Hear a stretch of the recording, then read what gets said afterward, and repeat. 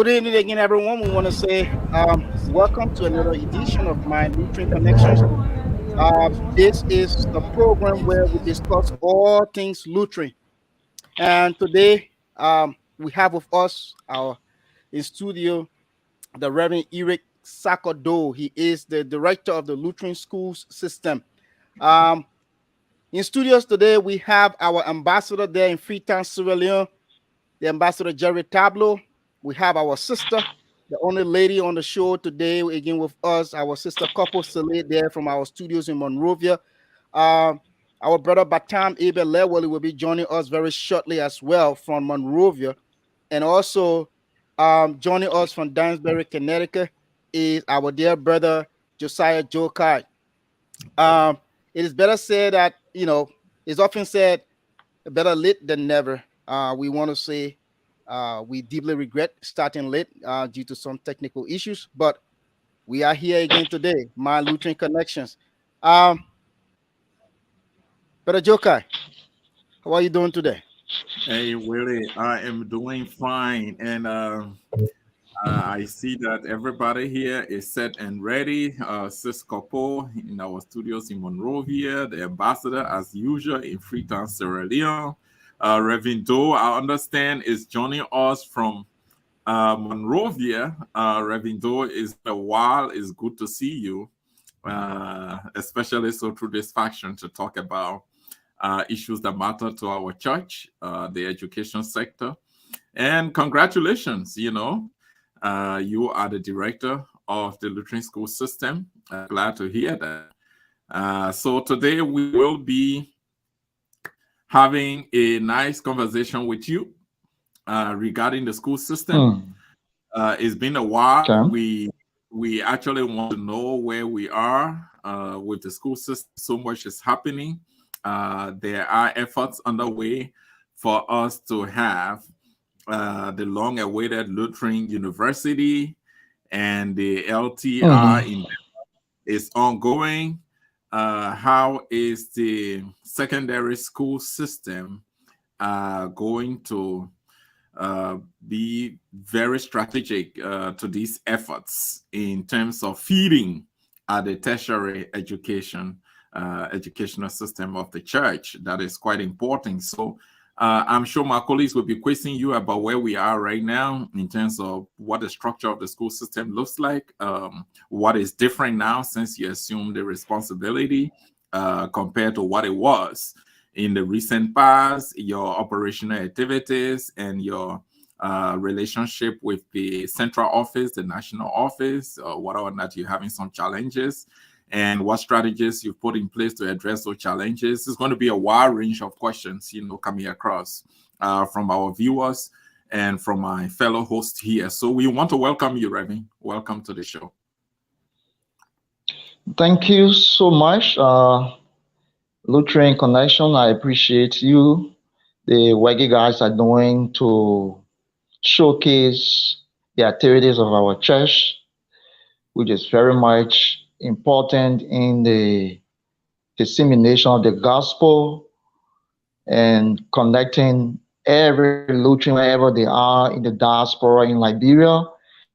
You guys are like giving information about the activities here, and so I'm very glad to be here, and wish that this will continue unabated through the grace of God, that we can always furnish people outside Liberia, our members in the diaspora, our donors and partners, about what is happening here. Well, for the school system, I took over the school system since August. As the acting director, I'm acting presently for a year. The school system is on course. When I'm saying on course, we have about 26 of our 28 schools are operating presently. 2 of our schools, as you know, St. Matthew Lutheran High School was burned down some years ago, and the Martin Luther King school around the Lockington area stopped operating because of some problem that they have with the government. the location where the school is. And so present we have about 26 schools operating in our system. And when we talk about where the school is now,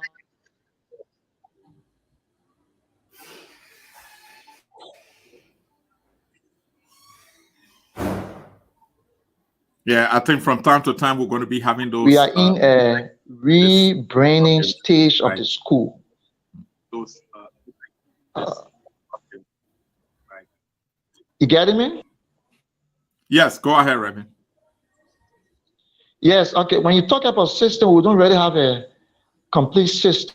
And so what we want to do now, or what we are doing now is to rebrand the entire school system. Our focus is on the academic. We want to strengthen the academic portion of our school system. We want to pay attention to what happens in the classroom. Who is in the classroom with our kids? Who are the teachers? What are their qualification? What are their professional level when we talk about teaching? What is the environment? What are the environment our students are learning on? So those are things that we are looking at. And so we're taking this year, 2022-2023 school year to prepare for the next academic year. But while we are preparing, we are doing training. We have our elementary school training. We have our leadership training. We also have, we are also doing visitation to the various schools, uh, inspecting the libraries, the laboratory, the toilet facilities, the physical environment of the schools. And so this is what we are doing now. But I can assure you in the next 3 years, by the grace of God, the Lutheran school will be one of the best systems in the Republic of Liberia, given they will get the support of all the schools, all the parishes, and the central office. Wonderful, good introduction, Reverend. We appreciate that. And here's the thing. I know your primary focus is on content improvement, the quality of the content, on curriculum, making sure that whatever you are teaching, um, is consistent with the national curriculum. And I'm sure that's what some of your monitoring and supervision visits are for. And you also trying to, work on your teacher quality, because you want quality education. That's the overall objective. But like I said, there will be a wide range of questions coming across the floor from our colleagues, because this is an important topic. We've attempted before to converse, with respect to this topic before, but we did not have somebody like your caliber, who's leader, to be here today. So I will go over to my colleague Jerry, the ambassador there in Freetown, who will start the round of questioning. Jerry, it's over to you. Just to come in before Ambassador, I think we lost the Reverend briefly, so we can you know have some little technical adjustments while we try to get the Reverend back on the program.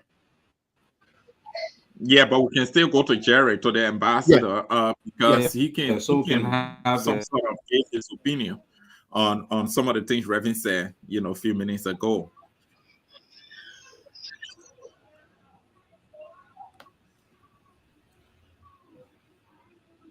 Joe, I didn't get you clearly. Jerry, you listen to Reverend. Reverend talk about, in the next 3 years having the best school system. That's what he's working towards. And currently, they're trying to visit the schools to make sure that they are operating consistent with the, mandate of the school system.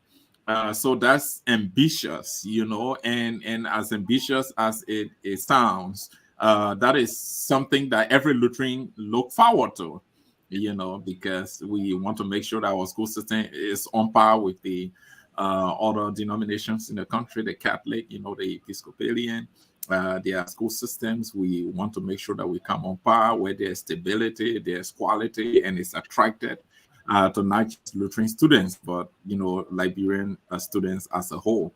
So we can chime on this a little bit while we're trying to make a technical adjustment. What are your thoughts on the opening statement of the guest? Joe, like you said, I mean, I think the Reverend sounded very ambitious. To me, that was a medium to long-term plan. If you talk about quality and you talk about the issue of putting it on par with other school systems. But it apparently seemed as if to say the Reverend were talking about the short-term plan, because every strategic plan will span for 5 years. And if Reverend is talking about 3 years to bring it up to par in terms of quality, and looking at where our school system is, there will be some magic perform. And so I was waiting to ask him what strategy he has in place so far, and what is the magic wand that he has, within 3 years to turn the school system into the kind of quality he's talking about. But nevertheless, we always have to be optimistic, and we'll wait until the Reverend comes back to tell us those strategies, so that we can be able to understand clearly the rationale behind his 3 years. I would want to know again whether he have had some rapid assessment, because I still started hearing him talking about the issue of poor quality of the structures, and poor quality of the structures is just it is not, I cannot say perpendicularly, okay, but it's corroborate with the issue of low salaries and financial or remuneration, so to speak. So if you want the best, then you have to put in more. Where is he anticipating getting additional financial, resources from to strengthen the already struggling school system that we have? I'm sure that the LCL right now is self-fighting to get some money. It's not prepared yet, to see if we can also support the school system. And in fact, it looks like a quid pro quo situation, Joe, where sometimes the LCL could be looking at the school system to give them support. Then the school system look at the LCL to give support. So it does a give and take. But Abe is a specialist in that. I see Abe smiling. I see Abe smiling a lot. And I too kept smiling. I too kept smiling because Abe is well situated to talk about this matter too. But here's the fundamental question, Jerry. And I know every one of us would like to ask the Reverend this question as to whether or not the school system now controls all of the schools, within the LCL or not, because that is a fundamental issue, the control of the schools within the LCL. That has been an issue. And I think Reverend, when he comes back, will be able to ask him if it is just a partial control, to what extent, what's the arrangement between the LCL on those schools? Because some of those schools are by barrages, by barrages and by fishing points. Yes. And so to what extent do you control them? That is the issue. So Abel, Control them. what's your take on the director's opening statement?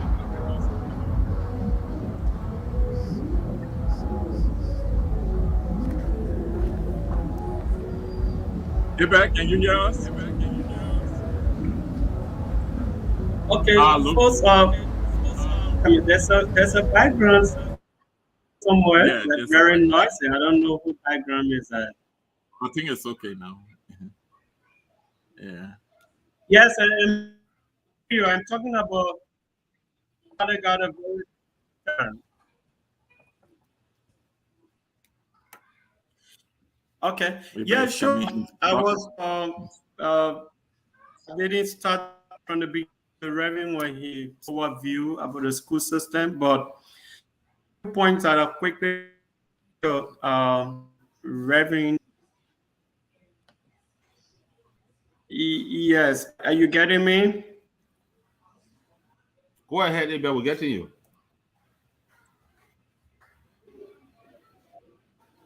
Hello? Yeah, but we are getting you. Yeah, I Go think we're ahead. getting too late. Yeah. Okay. It takes time. Just give me 1 minute. Let me see. And then. Ibe, do you want to As I was adjust? saying, I'm sorry for delaying in my transmission. All right, team. I see that. Are you all hearing me very well? Yes, Willie. You all hearing me? Okay. Okay. You're So saying that got a few points from. Yeah, sure. Yeah. So we have the Reverend with us on the phone. Mara, he has been trying to connect. But according to him, the network is giving him some problems, so we were able to get him on the phone just to continue the program for today. So, Ambassador, Remy, are you there? Yes, I'm here. I'm here. Oh, wonderful. He's even very clear on the phone. Good to have you, Reverend. Yeah, Reverend. Go ahead, Ambassador. Thank you. Yeah. Thank you so much, Reverend, for the time. We understand the fragility in Africa, and so we will try to manage the best way possible. Thank you once more. Sure. Reverend, I sat and I listened to you like my colleagues, and we were all very happy when you said that within at least 3 years, or maybe we'll say at most 3 years, you will be able to successfully get the Lutheran school system on par with other school systems, especially in terms of quality. But the first thing we'll want to learn from you is that have you done any rapid assessment to know exactly where we are in terms of our challenges when you quote in the 3 years? Because that seems to be an ambitious plan. And secondly, is the school system, as chairman of the board, can you tell us a bit about how the school system operates?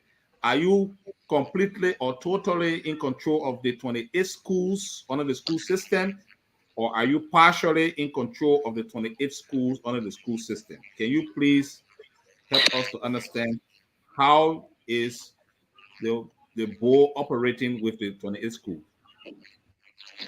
All right, thank you so much. First of all, let me address the last question that have to do with the relationship between the school system and the rest of the schools. As you may know, most of the schools in the Lutheran Church were built by parishes. And these parishes built the schools for some reasons, including financial reasons, to raise funds to operate the church ministries, the activities. And so they are the owner of those schools. And on the Lutheran Church Constitution, it says that every parish that has an institution that has a property under the Lutheran Church, that parish is the custodian, but the Lutheran Church in Liberia is the owner. And so when I took over, we had less than 5 schools under the system directly. So what we did was to call a stakeholder meeting. We called a stakeholder meeting in the first week in September of this year. And we're attending about cross-section of the parishes that have school, their pastors, the principals, and other stakeholders, including the bishop himself. And in that meeting, we discussed 2 things. One was the control of finances of these schools, and the second was the academic quality education. What can we do to provide quality education for our students? And so in that meeting, the school system agree with the rest of the parishes that they will take over the finances. Whatever money raised by the schools, the parishes will use it to run the schools. But before then, it was a school system that was controlling the finances of the schools, the tuition, other things. So because of that, there were some conflicts. Some of the schools were not sure whether the monies were used properly, and so it brought disenchantment. And made some of the schools to withdraw from the school system. So when we came, we said, well, we don't want conflict. We want to concentrate on the academic as a school system. So let the parishes control the monies that the schools raise. And so that was agreed upon. The only thing they need to do for us is to give us monthly financial report. From the monthly financial report, we will then advise them otherwise. So that was agreed upon. The second thing was the academic issue. We told them squarely and surely we will take care of the academic issue. We'll monitor the schools, we'll supervise the school, we'll work along with the administrators of the different schools to enhance the quality of education that we are talking about. And we agreed, the memorandum of understanding was agreed upon, and that is just for 1 year. After 1 year, we'll be going back to the drawing board and try to assess where we went wrong, what we achieved, honor this agreement I just talked about. And so presently, all of the schools are under the supervision of the Lutheran Church in Liberia school system. That was the last question answer. The first question, you talk about challenges. There are a lot of challenges in our schools. The first is poor academic output, the lack of trained teachers, the lack of system itself in the schools. The lack of system itself in the schools. Most of the schools, they don't have libraries. Those that have libraries, they're updated books. And you can't run the school without library. Where do you expect the children to do assignment if you get an assignment? And so I told them that is unacceptable. We need to do something about it. Laboratories, especially our high schools, our students go for WISE.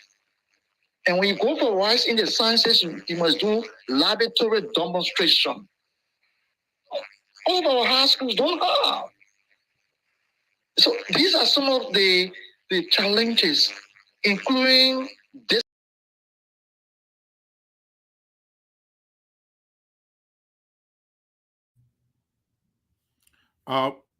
What?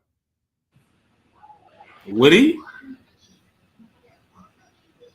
Looks like the revving is off, but so much to unpack in the little that he. Woody? Hello? Are you No, hearing? it's revving back No. on. He's on. I'm on. All right. Are you getting me? Yes, Reverend. Go ahead, Barry. Yes, I'm saying those are some of the challenges. Laboratories, we don't have in our high schools. We don't have libraries. Some of the physical environment of the schools are deplorable. They are not learning friendly. And because of that, we have the problem of poor academic output of our schools. Looking at the WISE results of our schools, most of our schools are not doing well in WISE. And that is unacceptable. The Lutheran Church is noted for producing quality education. So it's that quality education that we want to bring back. But it takes time, it takes money, it takes patience, it takes a lot of things. And so if you ask what we are doing now, presently we are in conversation with an American teacher training organization. They call them teaching. Reverend, sorry for interrupting. Yes. First, we wanted to know where you are, and then before we go to where you want to go. I think where you want to go is where you jump into now, but you have said a lot of things relative to where you are, and I think we need to unpack them. Then before you can move on to the next step of where you intend to go. So I will hope that my colleagues, if they listen well, we can give them the chance to ask questions on where we are in terms of the new policy that you guys have put in place, as opposed to the Jerome Collet's committee policy that was quote unquote said to be very good and very perfect. And then also the issue of the laboratory and other logistics that should be able to enhance the learning condition of the students.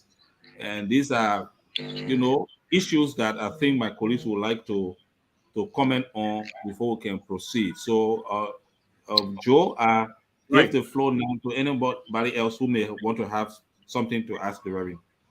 Right. I will be going there to Couple and then Abel and later to Willie. But Reverend, thank you for your opening statement. So much information provided. Can we please mute?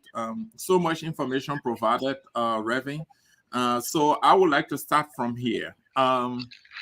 You said that the new agreement you have with schools is that they raise their own finances and they expand those finances, meaning that you are not involved in the financial operations or transaction of the business of the school, correct? Precisely. Okay. So if that is happening and you have nothing to do with how they raise the money and how they expand it, what is the rationale of the schools reporting to you, submitting financial reports to you? In addition to that, probably you can just use the opportunity to tell us what constitutes supervision, in the words of the school system. What constitutes supervision? What do you really do as the school system to supervise the schools in the Lutheran school system? I mean, tangibly, what do you do? All right, let me attempt the first one that have to do with the financial aspect. If you have been following the Lutheran school system vis-a-vis the different schools and the parishes, there have been this conflict of how their monies have been managed by the school system. And because of that conflict, some of the schools left the system. So in our administration, we don't want such a thing to happen. There are competent men and women in our different parishes, faithful, who can control the financial activities of the schools. So we have explicit confidence in them. The only thing we will do is to get monthly reports. When we get the monthly report, then we'll go into some dialogue with them. If we feel otherwise, things are happening that we don't understand, we ask them. And that has been working very, very well. Supervision in the context of the Lutheran Church in Liberia is to do regular visitation. Presently, our schools are divided into 5 zones. We have the schools are in the southeast. We have a MAE officer, the monitoring and evaluation officer there. Schools are in Lima County. We have one in Bon County, in Moserata, and in Lufa.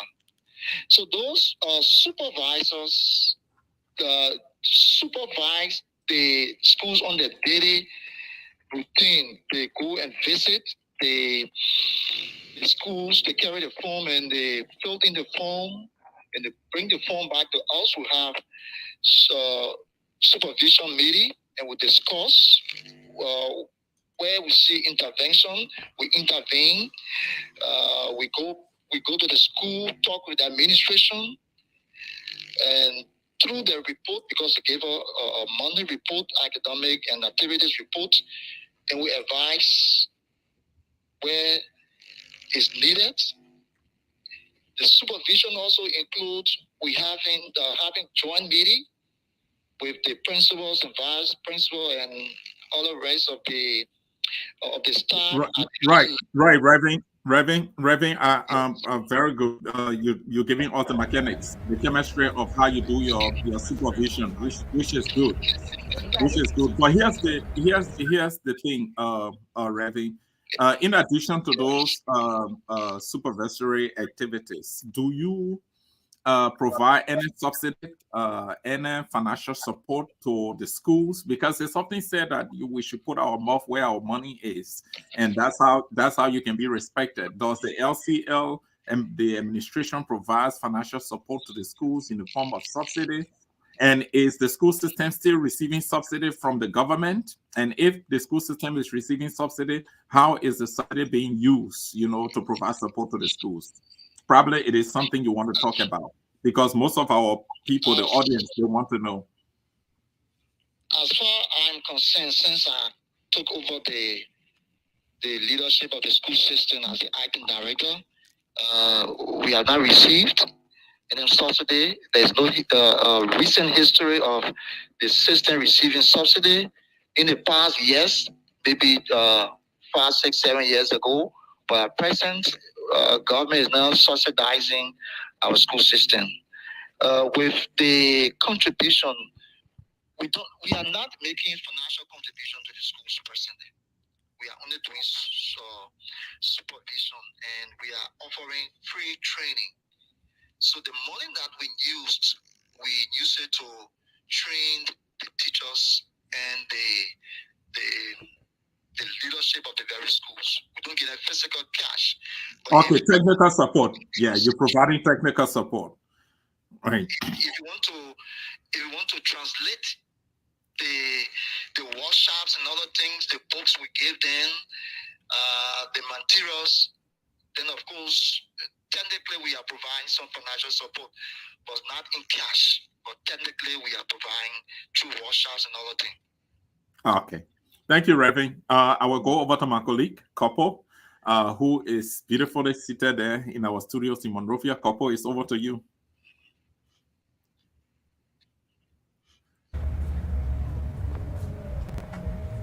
Thank you, Choka. So my own Reverend too. How you doing? Yes. Yes, Reverend, when you giving premise, you talk about 26 schools that are operating within of the LCL. So my concern are these 26 schools directly under the LCL school system, and what is the control that the LCL school system has over these schools when it comes to finances? You talk about finances, right? And you talk about technical training. So what really is the control order? All of the 26 schools, they are there 26 schools within LCL. Okay, yeah. LCL has 26 schools operating. Yeah, but are these schools under the supervision of the LCL school system, or they are just operating? That's my question. That's one of them. And another thing and you talk about maybe a couple. Let's let you answer that question first. Okay, the first one, right? Yes, I can assure you, Kopo and the team, all of the 26 schools are directly under our supervision. They are cooperating. Okay. We are doing visitation, we are getting reports from them. We just had elementary teacher workshop the early part of December. And so these schools are in constant communication with us. Our MAE men are working along with them. So they are all of them are completely under the Lutheran school system at present.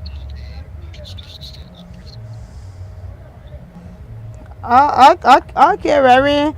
You talk about system, right?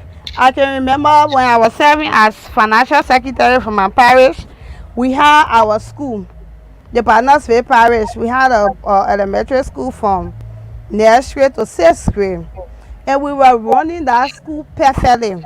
Yes, we had our money we deposited, and we took care of our instructor. But then, when the issue of the school system came about, why the school system wanted a uniformity, right? That is, all of the schools should go under the school system.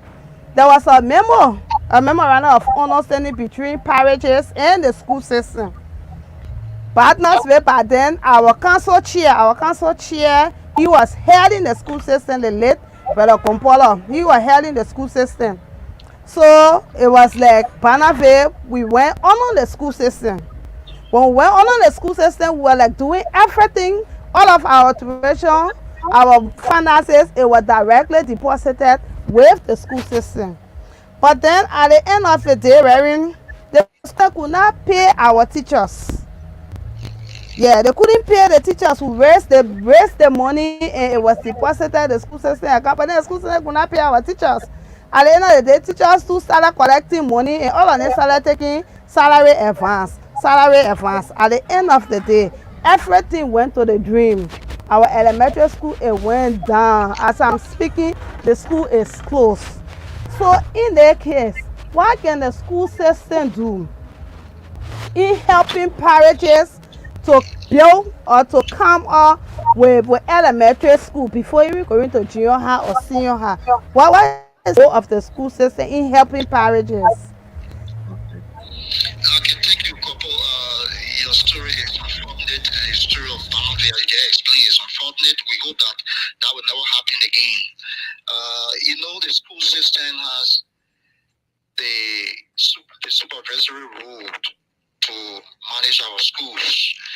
And so if we don't do the right thing at the end of the day, like you said, out of the school close, or we will not be providing quality education. This is why we say at this point in time, while we are rebranding the school system, trying to bring it up to standard, let the parishes take care of the school finances. I can tell you, by the grace of God, when things work so well, the system will, in some way, like I just explained, we are providing technical support now. We have two projects that are directly affecting positively schools. All of the 26 schools, they are directly benefiting. We're not giving them cash. When it comes to training, when it comes to transportation, that the teachers can come to the workshop, we do everything. So personally, the school system is not she doesn't have the financial capacity to provide cash to pay the salaries of teachers. We are looking forward to that one day, that all of our schools, in fact, even if you are in Mosorado, you are in Bond County, you're teaching the first grade, teaching the second grade, if you have that qualification, C certificate, everybody will make the same money. There will be uniformity in the salary. But presently, we are not giving out cash, but our role as managers, managing the school, we are directly giving technical support. Oh, wonderful. Couple, those were powerful questions, and you laid very good premises, Couple. Thank you. Willie, can you read Brother Kova's question, please? Bring it on the screen and read it. I think it's quite significant. Yeah, absolutely. Yeah. All right. There we go. What effort is the Lutheran school system making to secure for security for the teachers through the social security scheme? Are there contributions made? Why and why not? So that is a question from one of our viewers, Brother Stephen Carver. Yeah. Okay. Thank you so much, Brother Stephen Carver. When I talk about the system, that is one of the things that I follow up with. Just yesterday, I was in meeting with the parish council of St. Peter's, including the teachers and staff of St. Peter's. We had a long meeting. I was chaired by Chairman Tarati Kokoya. It was a beautiful meeting. We discussed the future of St. Peter's. And the issue of the social security of the teachers was raised. I have visited the Social Security office and I in contact with them. For St. Peter's, from now to March, we'll be able to strengthen all of the social security issues that the teachers have there. Other schools yet, yes, like St. Andrew, Trinity, we are working on that. Because I believe that when you have somebody working for you, you should provide a security feature. You should look at the future security of the teachers, your workers. We are working on that. We are in contact with the Social Security. By this week, we'll be doing a formal letter, writing them to do some awareness amongst our teachers. And so we are cognizant of that. We are working on it, and we hope that we will succeed. And all our teachers will be on Social Security.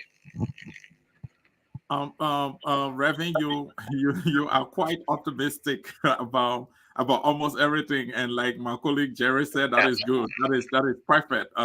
But here's the thing: those urban examples that you gave, St. Peter's, St. Andrews, those are all in the urban area. Why at this point we're still talking about some school the teachers not having security? This is concerning. Do you know why it was that way before you took over? I'm sure you reviewed some of the things that happened in the past. Do you know what the problem was?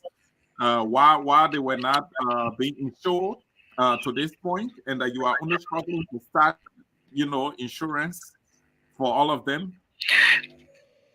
One of the problems, which is a major one, is the relationship that existed between the schools and the school system. When the schools were on the school system, the system used to deduct the Social Security. Some of the schools, not all.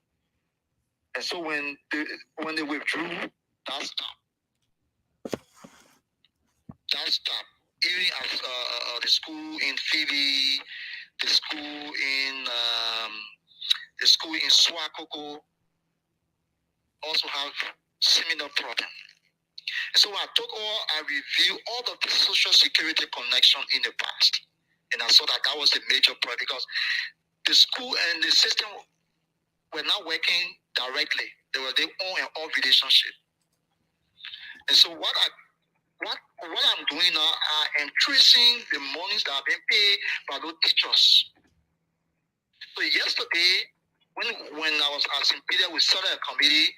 Tomorrow, the administration of St. Peter should be coming to my office for us to begin to trace the payment of some of the teachers. And so I'm doing it all across the schools.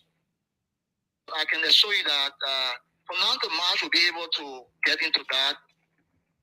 Place our teacher back. Those of them are on the Social Security.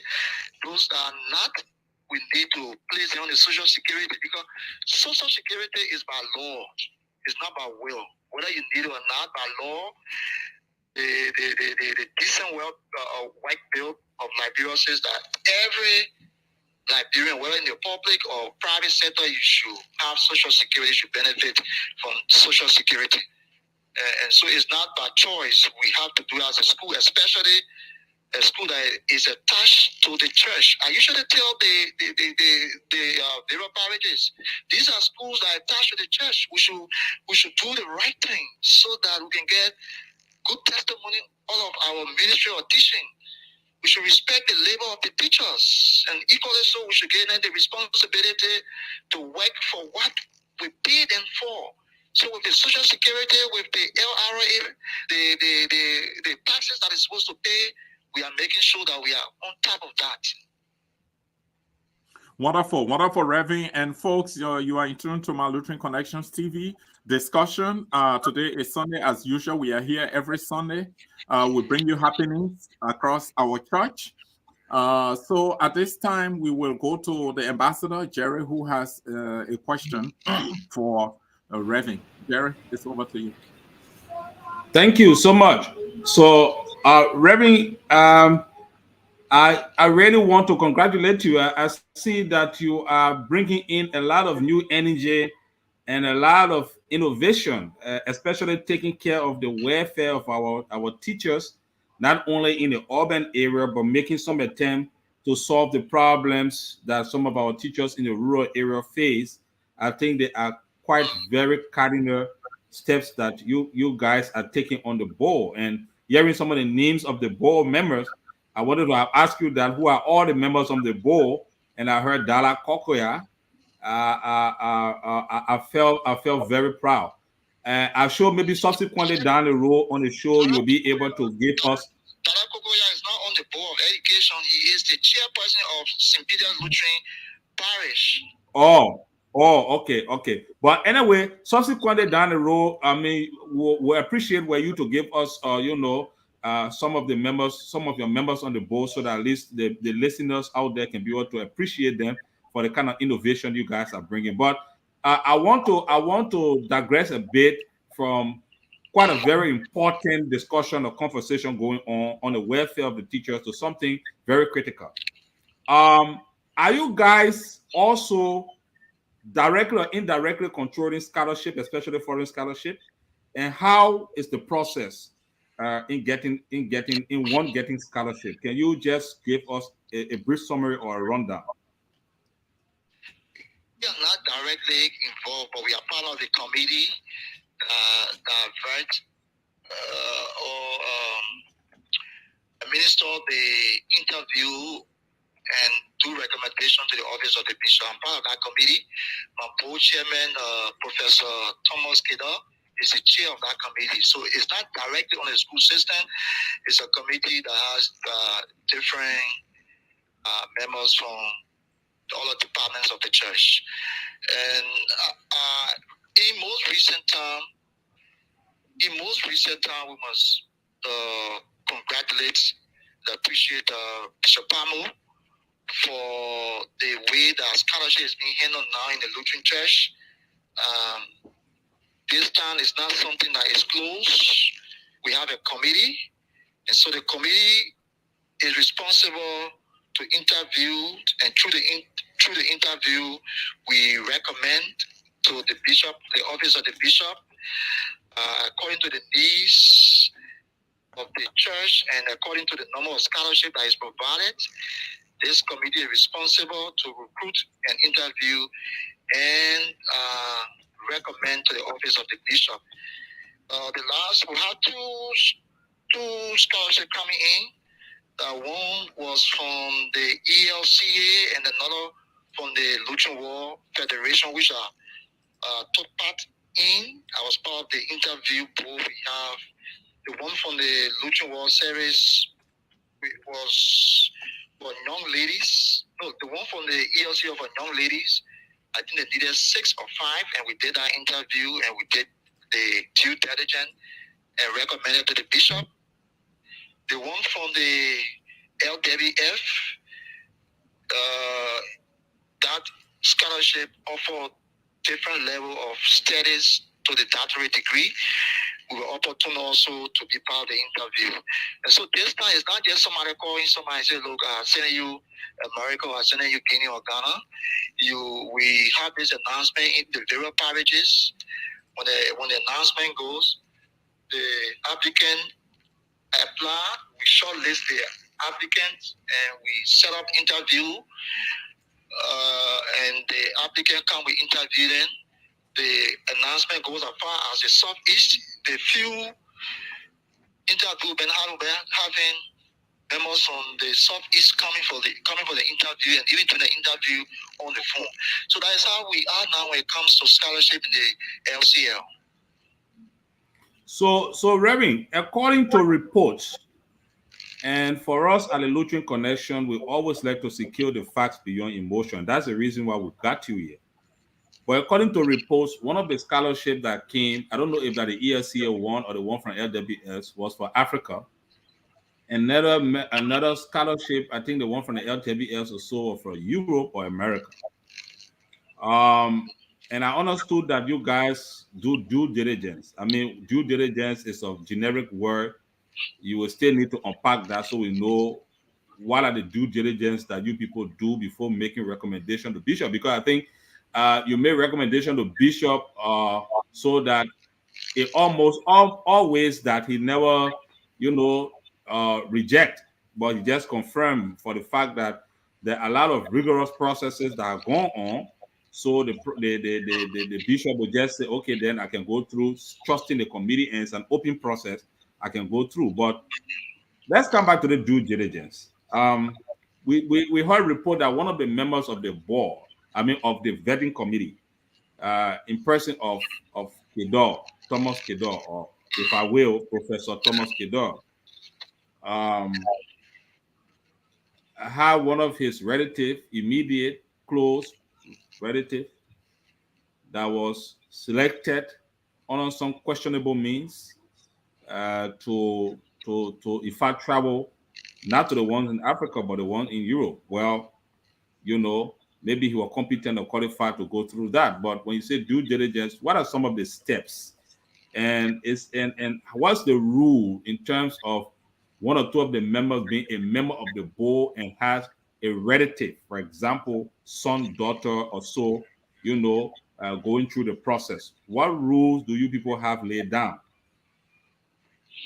The first thing is when you talk about due diligence, is in the context of number one, that person should be a baptized and confirmed member of the Lutheran Church. You should be active in your parish. You should be the qualification of the donors, the partners that are offering the scholarship to the Lutheran Church in Liberia. You know, we are not the one paying for the scholarship.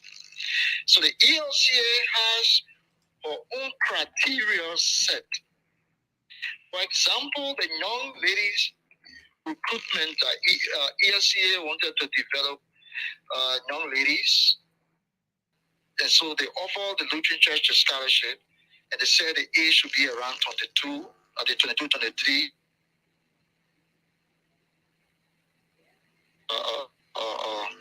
Should not be married, because the scholarship will only be for that individual, not for the whole family. So those rules are not our rules, are the rules of the donors of the scholarship. Our rule is clear. You should be a Lutheran, baptized and confirmed. You should be active in your parish. And you do an application with a letter of recommendation from your pastor. That recommendation is sent along with your other documents. If you're out of high school, your high school documents, your wife's certificate or report, they are all packed in a package and submitted to us. So the committee go into the different applications and shortlist those that meet the qualification, at least for the interview,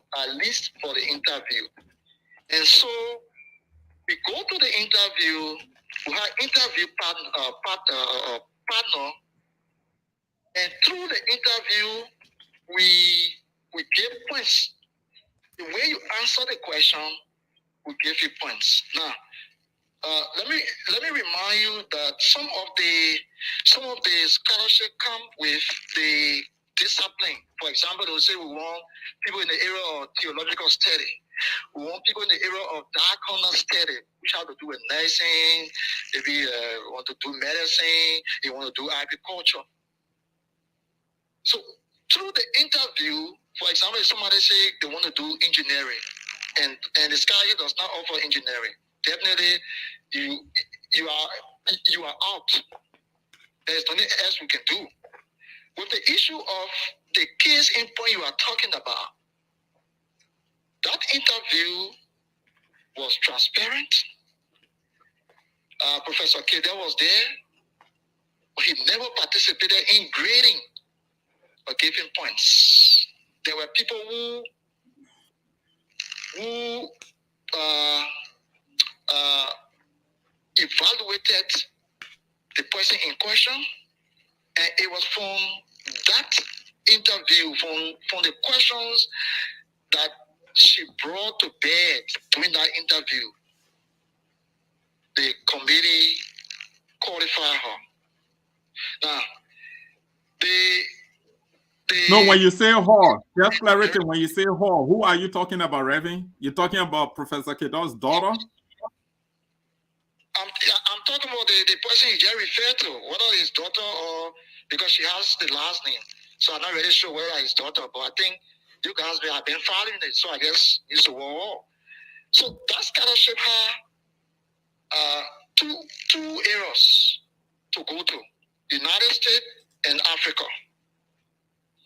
So, for example, if somebody said they want to do agriculture, the question would be, do we have schools in Liberia that offer agriculture?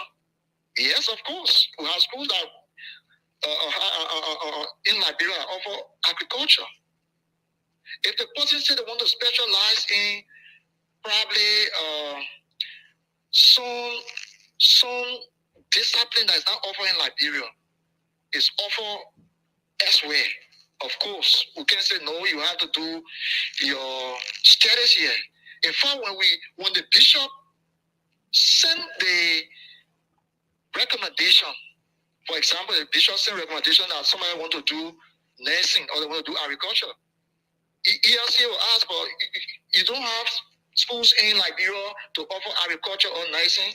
Why are you recommending that the person do the nursing agriculture in the state? Those are questions they will ask. So we are cognizant of that.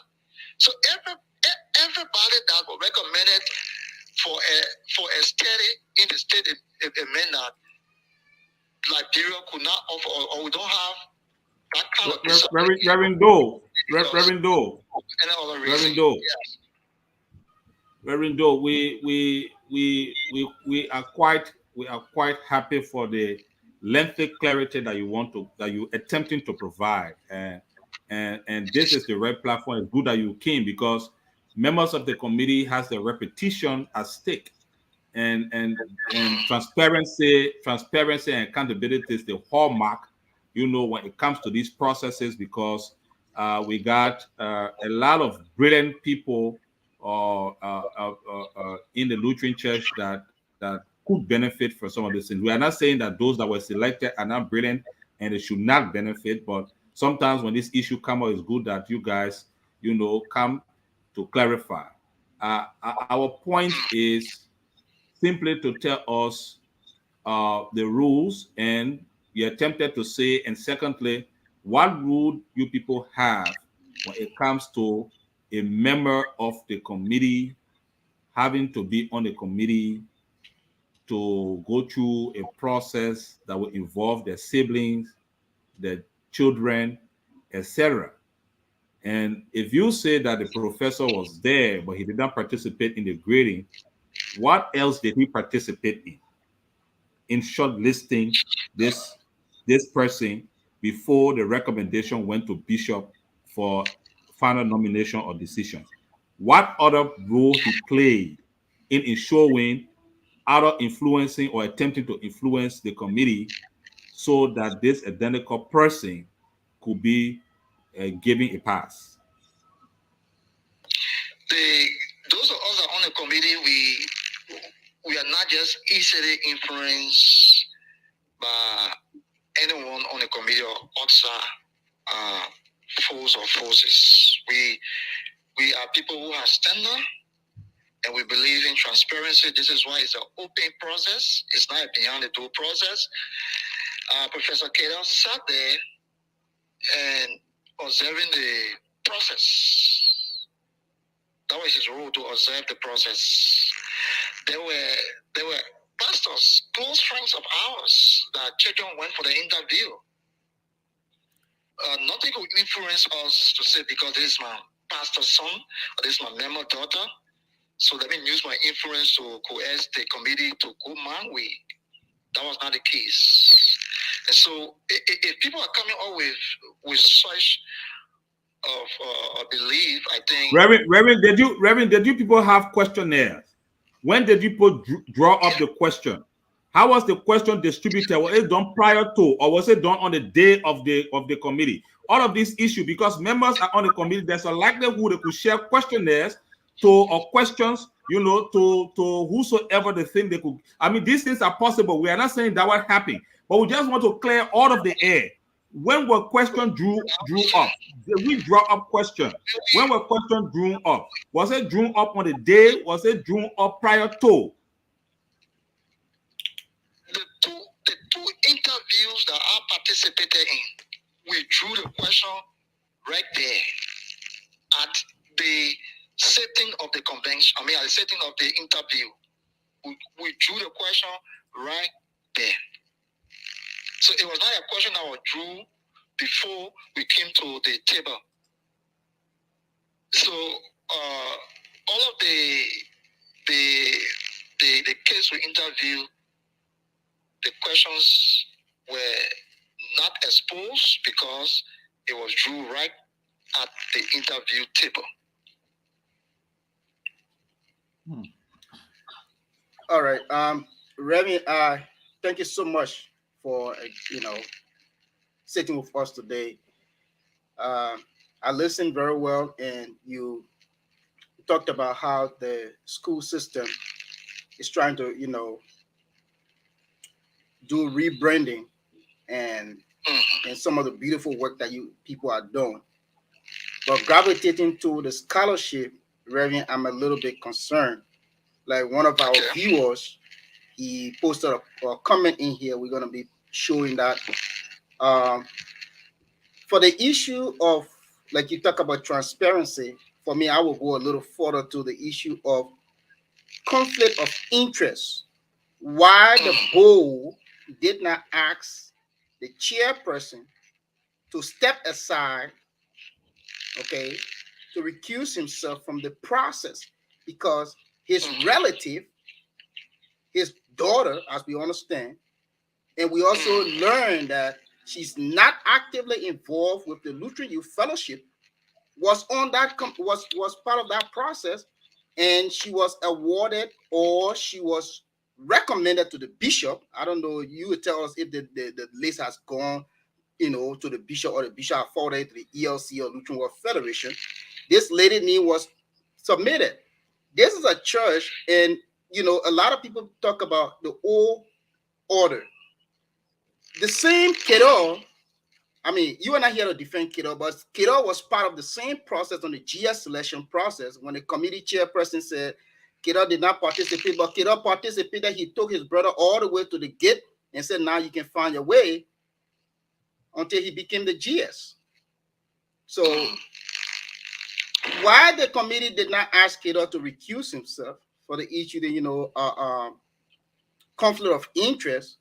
And then two, do you care to list those who are benefiting and what are the programs they are benefiting from? And if you can also just go a little further to tell us where kiddo's daughter is going to be going for studies. Now, your last concern, I'm not.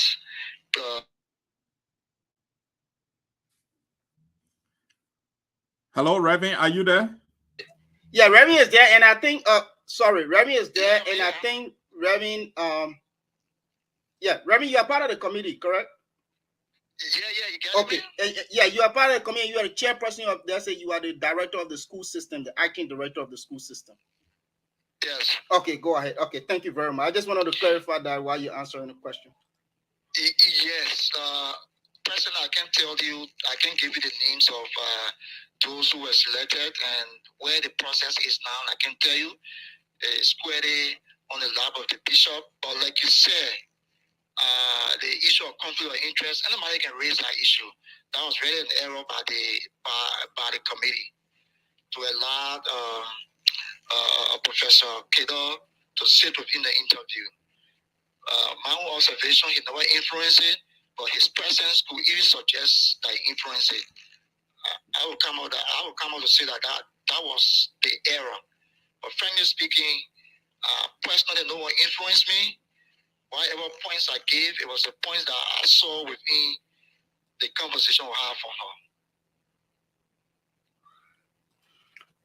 Thank you very much. That's fair enough. Kopo?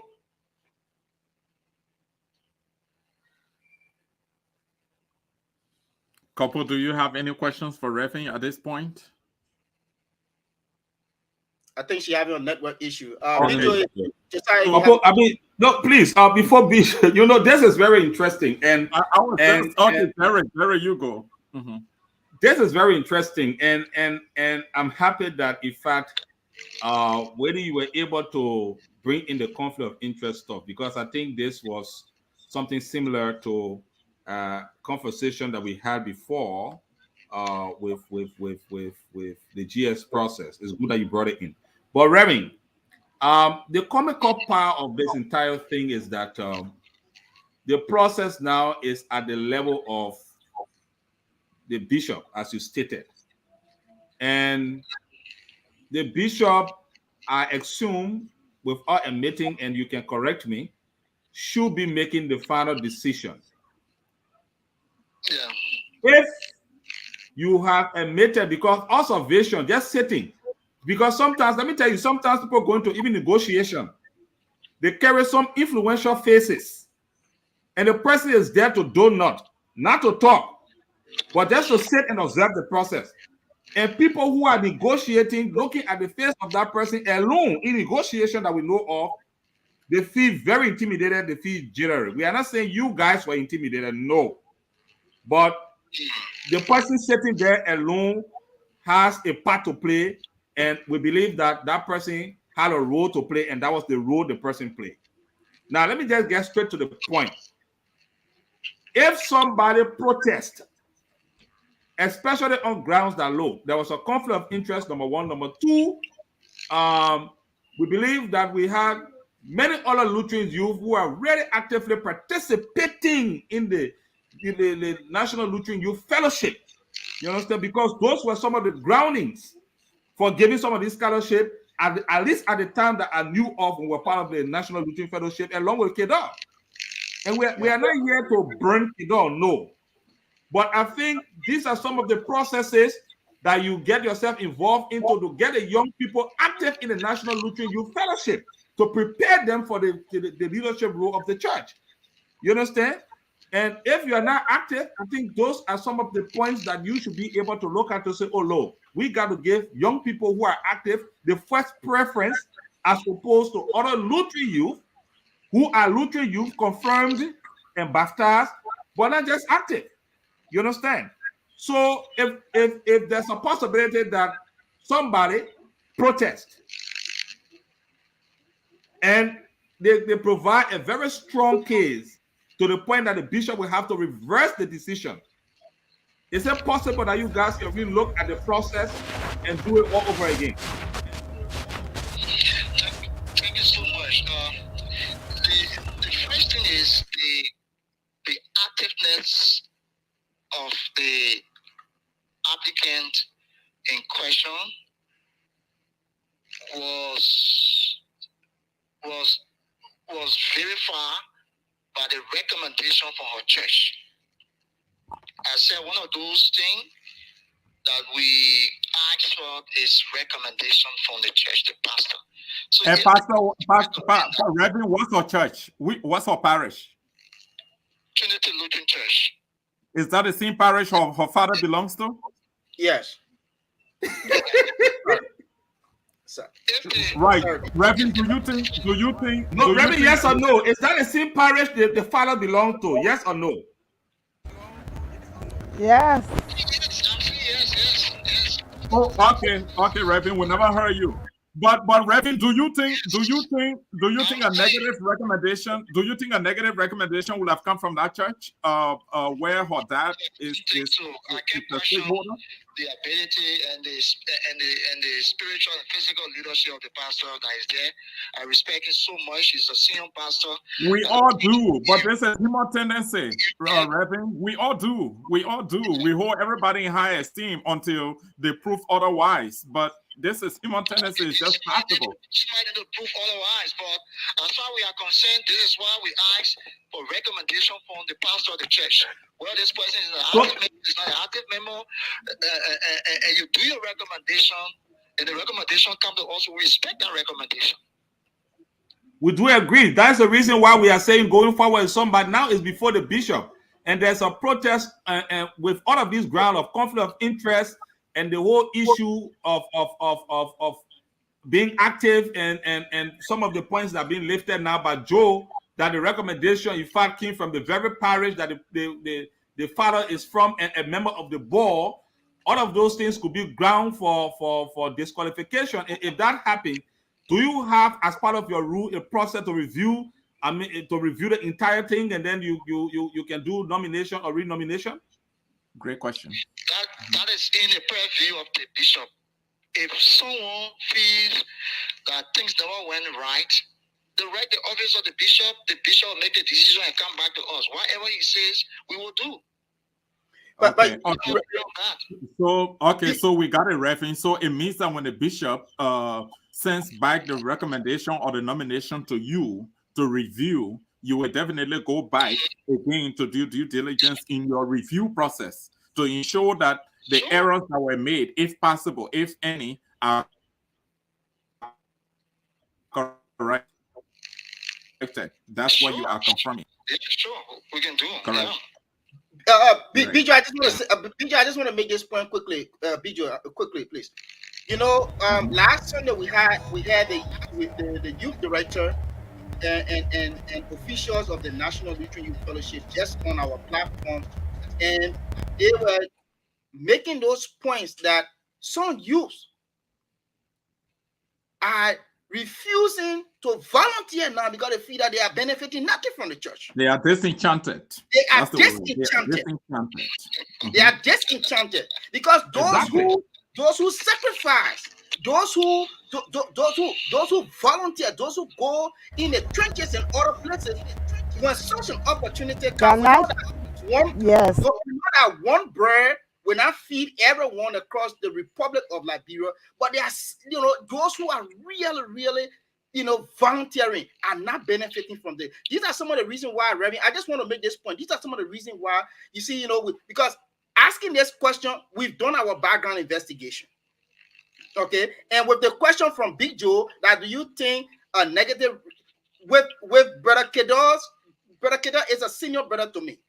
Senior Brother Kedar, his position, even in his congregation, we're not even worrying any negative review to come from his congregation. I think you should have gone far back, even going to the office of the National Lutheran Youth Fellowship, since you're dealing with young people. To really verify and see who are those that really, that was my next question, and I don't want you to make it as a comment. I just wanted to make that point. No, I told you I wanted to come in.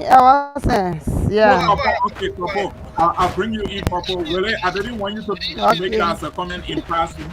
I wanted to find out from the Reverend if the Lutheran Youth Fellowship is referenced in any form of manner when it comes to awarding scholarship. Because the Lutheran Youth Fellowship has the data of the young people in the church, those who are actively involved in the church's activities, and they too supposed to be making recommendations. Probably you don't have that as part of your procedure, for awarding scholarship. But is there any way the school system? Is there any way that the school system references the Lutheran Youth Fellowship when it comes to awarding scholarship to make recommendations? Do you have anything like that?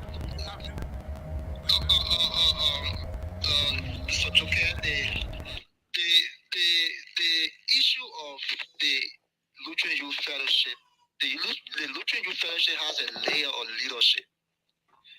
And the layer of leadership begins from within the parish.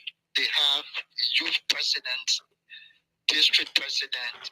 Then when you come at the national level, have the president.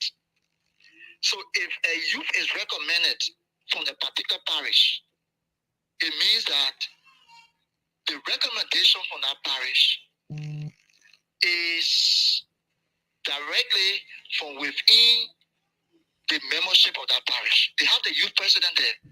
So that means the youth president participated in whatever recommendation. So you don't have to kind of National Lutheran Youth Fellowship and show somebody say, well, the person acted. Somebody could be active in the parish and not active at the national level. So the National Lutheran Youth President now should be going back to the president at the parish level and ask them and talk to them and see how they can do these things. But the committee will not go and ask the national president. We have some. Reverend, my understanding is that you are inferring, you are making an inference that the youth president of each parish is involved in the selection of recipients of scholarship. That's what you are saying, that they are involved, because this has to be formal. No, I'm saying they are representation of the National Lutheran Youth Fellowship in the parish. All right. Correct. But to scholarship, are they involved? Announcement was made in the parish for people to send application to the committee. That person is there, right? That person is there. And the person is in the know. So if somebody from there do an application and asking for the scholarship, right? That was member of his parish. Right. You should know about it. We shouldn't no, Reverend. Reverend, I disagree. Reverend, I disagree. And here's my disagreement. My disagreement is that the person does not come looking for who all apply for scholarship from their parish. The youth president in our parish doesn't come looking for people who apply. Instead, the committee, as part of its due diligence, is supposed to refer to the president of the applicant's parish. The committee is supposed to refer to the president of the applicant parish and ask serious questions about the activities of the applicant. That is how due process should work in that respect. But it is not the other way around. It's not the other way around. The president coming to look for. And Joe, before the Reverend can come in, Joe, before the Reverend can come in to answer your question, let me just, Reverend, sorry, waiting. Before the Reverend can come in to answer the question, let me just say to the Reverend, let me just ask the Reverend whether whether the vetting committee has a representation of the youth. Because I think every organ of the church should be represented on that vetting committee, especially the youth. Yeah. Reverend, before you come in, we have the youth represented on the vetting committee. Ambassador, 1 second, Reverend, before you come in. Ambassador, I just want to make this. To our viewers, please call the numbers on screen. I'm using Reverend is on my cell number, so I won't be able to answer you. Please call the number on screen. The 410 or the 922. You can remove your number, Willie. You can remove your number. Since Reverend the 410 is my house number, so they can call that number. Okay. All right. You can call any number on the screen. Please call any number on the screen, please. Go ahead, Reverend, you can answer. For the composition of the committee, we are not the one who formulate the committee. I think it's by policy. It's by policy, so I can speak to that. But what I can speak to is that if an applicant apply. No, Reverend, let's clarify that. Do you have a youth representative on your committee? It's not about a policy, but you know you are a member of the committee. Is there a youth representative on the committee? Yes or no? It's simple. On the committee that did the interview? Right. That they will not have a youth representative. But apparently, okay, so you don't have. Okay. Yeah, apparently the youth should have a representation there by the policy. So this is why I can answer it yes or no. All right. No, but the interview that was conducted, no youth was represented. The interview that was conducted, no youth was represented on the committee.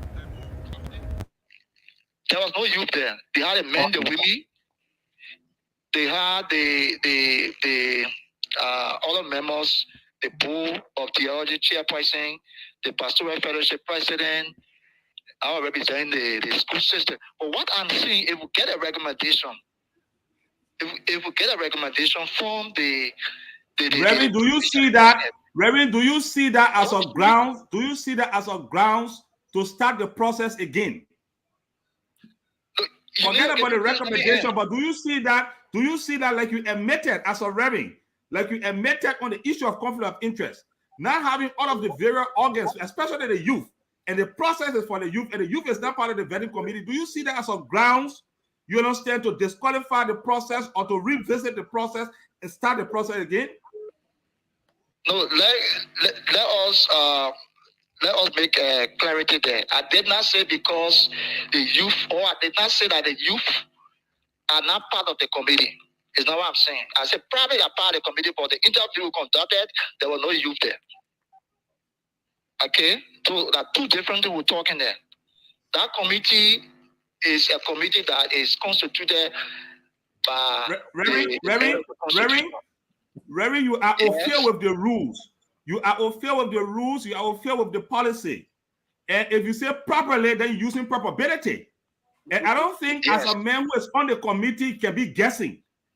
Tell us, is it a part of the committee? I mean, is the youth part of the committee as the rules that you are seeing, yes or no? If they are not there or they are there and they were not invited, don't you think it's a ground for disqualification? Yes or no? But on the day of the 2 interviews, there were no youth. That's what I'm saying. Right. So, Jerry, Ambassador, the Reverend is clear about that. The Reverend is clear about that. We have a caller, please. He was represented on the committee that conducted the interview. He clarified that, and he doesn't know whether or not it is in the policy that you should be on the committee, which I found very difficult. But again, let's proceed with the conversation. Let's take the call right now. We have a caller. We have a caller. Go ahead, Reverend. Will you please? We have a caller right here. Go ahead and state your question. Your name and your question. Well, good afternoon, everyone. This is Elijah Zina. Well, I'm very much glad that Big Brother Jerry was able to ask Reverend to go into detail about due diligence into the processes that happen within our church. You know, while I was serving as National Lutheran Youth Fellowship President, you all are aware of this, the foreign travelers, that invitation that comes to the youth department. And we've had conflict over that process in the youth department for years. And while I was serving, there was this invitation that came for us to send 2 young people to the LCL summer camp.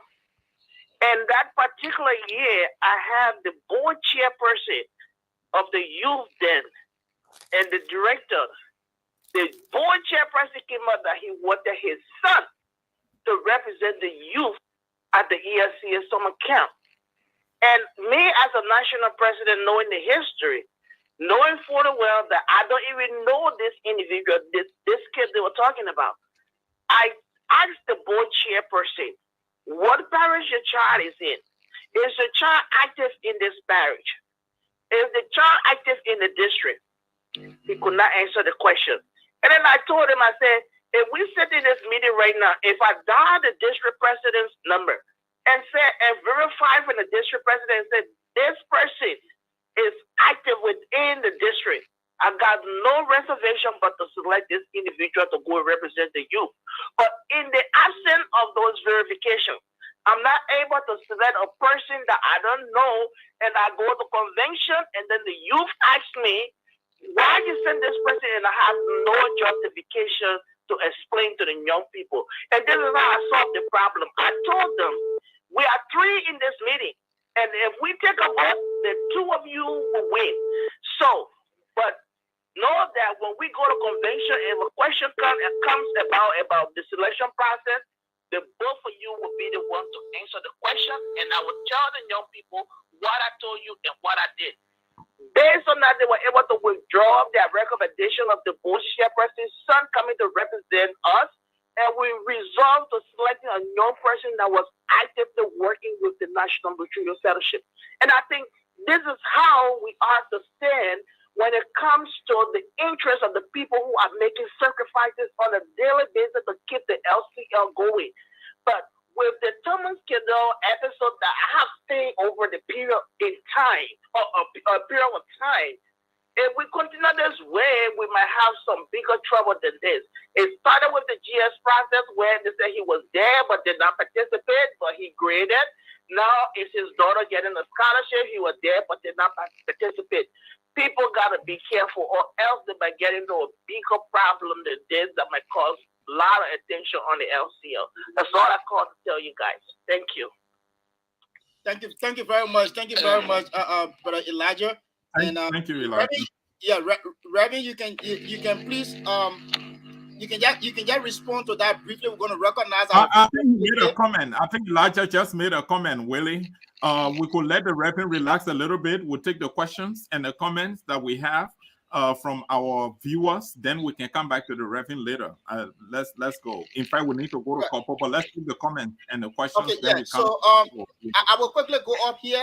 We want to recognize our sister Goto Jala. I want to recognize Goto Jala, the Reverend Thomas Ipe, You are not screening. Whether you are not screening. Oh, okay. Yeah, says go to Jala. The Reverend Thomas Ipe from Chicken Soup Factory. The senior brother Stephen Corva, our brother Elijah Zina. You know, this is the same okay. Brother Zina also has a comment. Reverend, if you can just note this quickly. If there's a new strategic document, what happens to the past policy document that the Jerome Colette Committee developed? Secondly, how is the school system implementing oversight responsibilities amid all of the challenges? So you can just note that down. And the Reverend Pierre Nazo, the director, yeah, you can note that down. We'll get to it shortly. The Reverend Pierre Nazo. What was the question? Okay, let me go over the question. He said that, you know, those if you are designing a new strategic document, because you know you talked about rebranding, talking about a new strategic document. So his question is, what happens to the policy document written by the Councilor Jerome Colette's committee? What happened to that document that they developed? And secondly, how is the school system going to, is implementing oversight responsibilities, with all of the challenges, the current challenges. So we will let you come into that. The Reverend Pierre Nazo is right here, the director of the Lutheran Youth Fellowship, National Lutheran Youth Fellowship. We recognize the brother Stephen Zikova, and we also read his comment. Says Marlene Molwa Kekula, Mother Liga Binian, she's right there, and our bishop is following us as always. Even if one person is following us, we know it's the bishop. And this is my own uncle, Menipele K. Sumo. Listen, video, I beat you down to it today. Menipele K. Sumo. The brother George Toto, brother. What Toto said that? Is he making a comment or asking a question? I didn't read that. He got a comment down. He said, just listen to the Reverend. It shows that there is a problem with the vetting process. Brother Leroy Molba, he's the Assistant Secretary General. He was with us last Sunday. Okay, so this is Brother Toto's question, Reverend. Why did Professor Kiddo did not observe? Why he have to observe the interview process when he had his relative being interviewed? Isn't that what we have conflict of interest? Again, the same issue of conflict of interest. Okay, Brother Gaywood, he said, why not? Okay, so Brother Gaywood, I'm gonna call you from here. He tried calling when Brother Zina was on the phone. Is there an issue? Is it true she is not active with the youth group? Pretty much that's the information. So, and also Brother Toto has a question that, can the committee withdraw the nomination since the Reverend, you now realize there was a problem that, Kiddo did not recuse himself. Then I will go down quickly to Brother Gaywula. He's saying that this is the same old age problem in the church. A lot of people got concerned. Watching you from Vonjama. Oh, thank you so much. Watching you from Vonjama, a member of Morris Officer. Big Joe. Morris Officer Lutheran Church there in Vonjama. Yes, we want to appreciate you, Mother Orita Double. Thank you so much for following us. I'm going to get to Brother Gaywula. He was calling in while Reverend was on the phone. And Reverend, if you can address those two questions quickly, please. So Reverend can go ahead to address those questions while you are getting back to Brother Gaywula. Yeah, Brother Gaywula, yeah. Yeah, the first question, if right, have to do with the document, the policy guidelines that was written by the committee headed by Councilor Colette, right? Yes. Yeah. Do you have a new policy document that you are guided by now, or is the Colette policy document you are using? This present policy document was created or formulated on April 26, 2008 by the Jerome Colette's committee. Okay. And just March in 2008, and we are in 2022. So what the office of the bishop mandated us to do is to start a process to review these documents, and this process is on. We have printed the document, or we have disseminated the document to our different schools and to stakeholders to view this document, and we have this process for 2 months.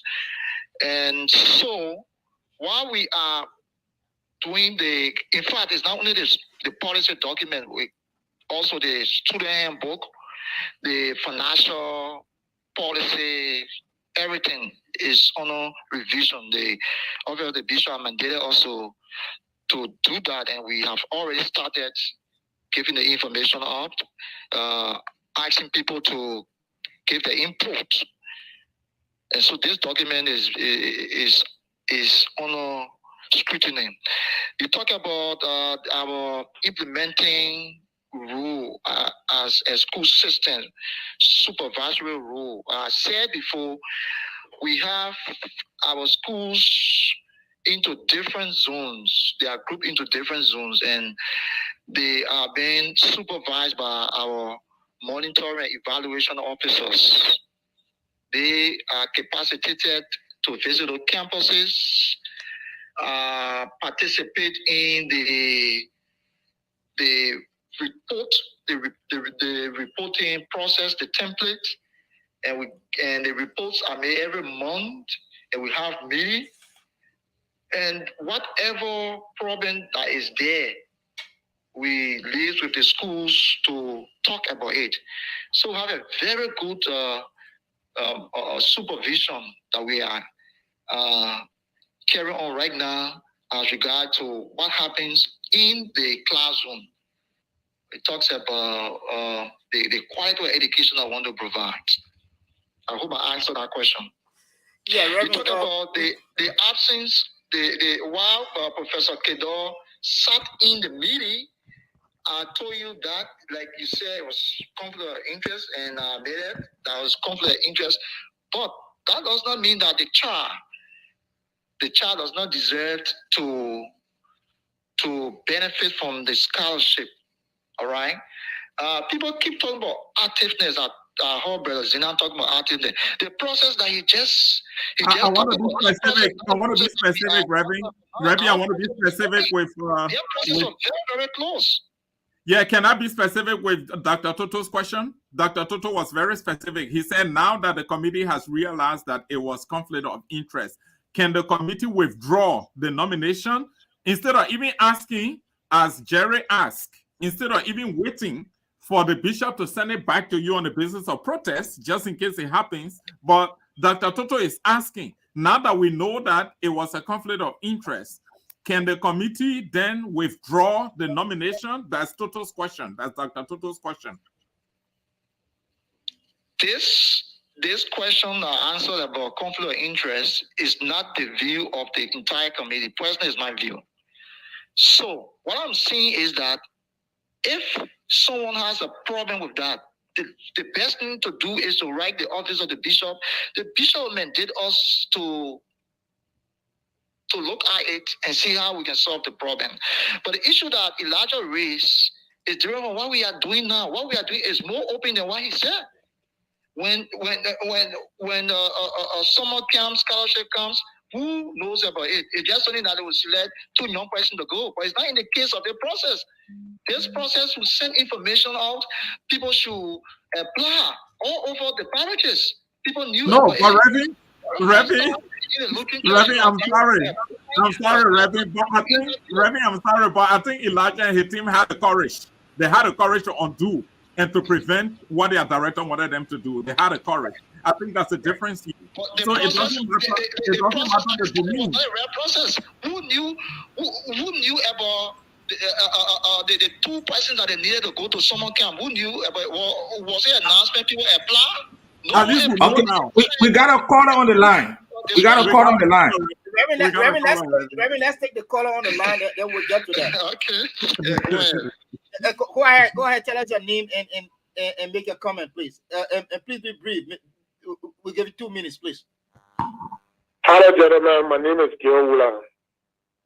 Hey, Gil Wula, welcome. How are you? I'm happy that the Lutheran Church can have such a show because they haven't happened in the past.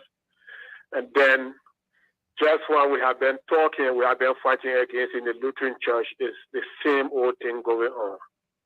The Lutheran Church has had a system where scholarship will come, other opportunities will come, and those who sit at the top will end up giving it to their children. Even the very past bishops has been part of it. Even Bishop Harris, all of them were part of this technical thing. Some of their children have benefited from it. And now, because of that, other people are taking advantage of the situation in today. Thomas Kidder is now recusing himself from activities and fronting for his daughter and also fronting for his brother. So in my own view, I will ask the Reverend there, if you want to be earnest and sincere with us, with your God-ordained purpose, we will ask that you withdraw the nomination of Gallagher, and also the bishop should suspend the GS and go through a new process, vetting process for the GS, because we feel that it has been tampered with because of Thomas Kidder. So those two people should be recalled and the process should be redone. If we want to move this church forward, if we want to see things going forward, and if the bishop want to be earnest and sincere with us, I know he's listening. I think this is a very good start for him to withdraw. Those two names and then start the process over, because they were fraud, it was done illegally, they were done under the influence of other things. So that's my point. Thank you. Thank you very much, Brother Brother William. Yeah. Thank you. Reverend, the numbers are on the line. Sorry, Bijo. The numbers are displayed on the screen. Please call any of the numbers here to participate. We kept Kapo for long, and Kapo needs to come up with a question. Kapo, over to you.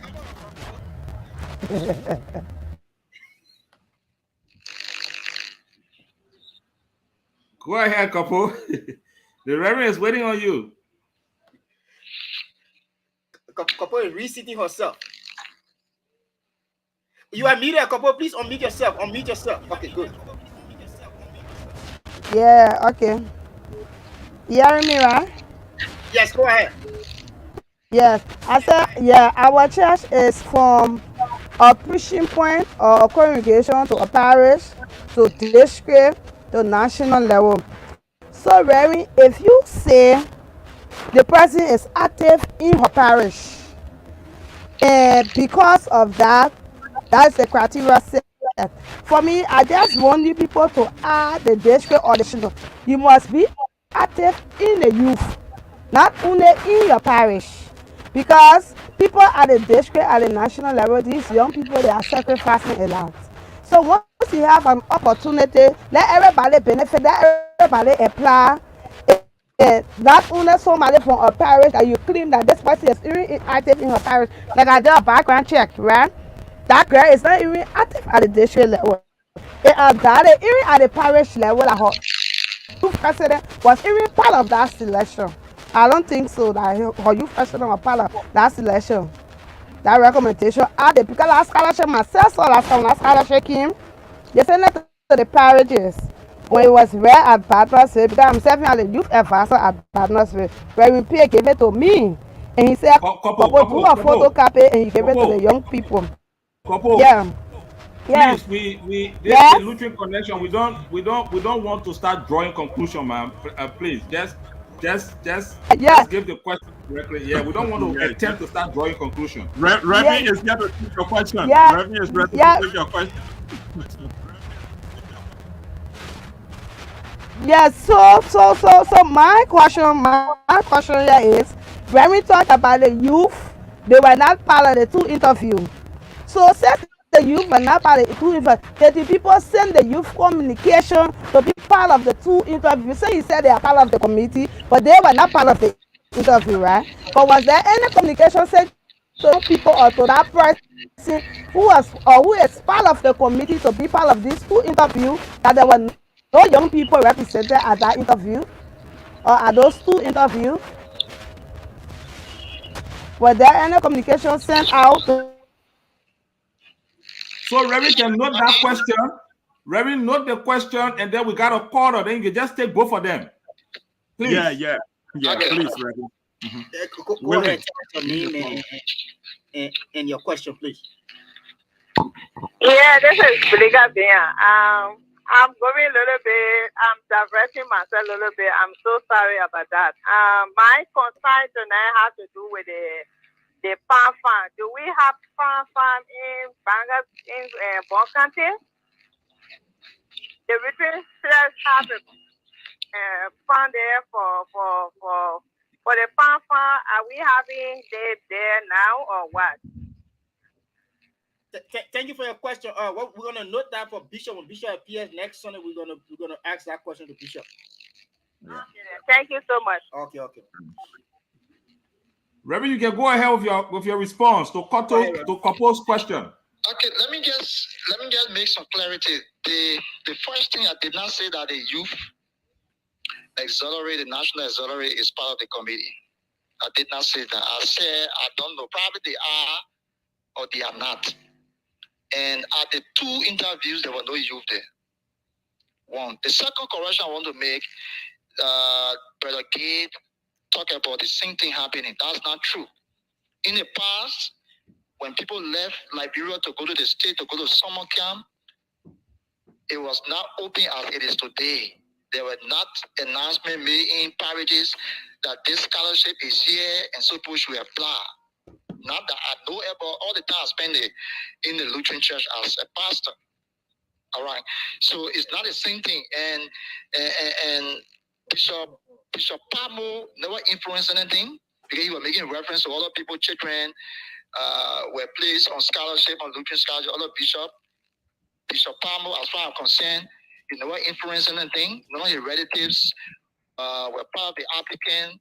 None of them, if they were there, there's no one that was selected as a Bishop Pamo's relative. So that should be very clear. This is a transparent process. In every process, there is problem or there's some problem that we can solve. The issue that you people are raising now, that problem that we can work towards, it shouldn't be used as a yardstick to categorize the people now. Anybody can make error. And I can show you, once I'm on our committee, that error would not be repeated. These are things, we are all human beings. But what I'm saying to you here today is what I know about the interview. And